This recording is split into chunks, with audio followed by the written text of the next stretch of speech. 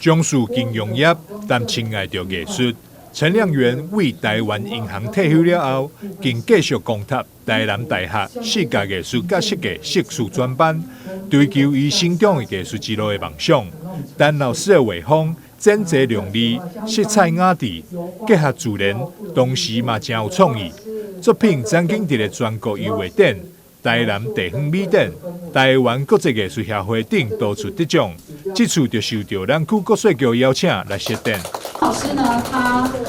从小就很喜欢绘画然后他一直有多年一个梦想，就是希望能够从这个美术科系来毕业因此呢，他从这个银行退休以后呢，继续去攻读这个台南大学的视觉艺术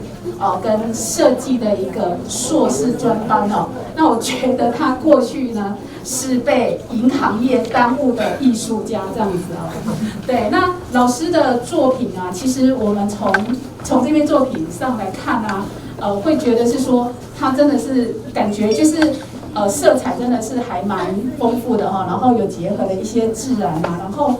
就是欣赏这些油画的一个过程当中，会让人家感觉到有一种很宁静的这样的一个美丽感谢国税局这边可以提供这么好的环境来让大家观赏。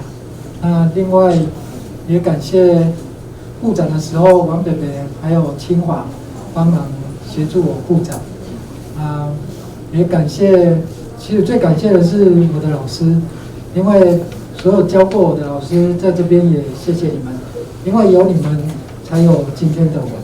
这次展出作品涵盖写实、写意以及天马行空的想象，是作者透过家己对着景色的发想甲感动的呈现，创作非常具有艺术水准。南区国税局欢迎市民大众自1月4号到3月28为止，来到国税局9楼艺文展区来看展览。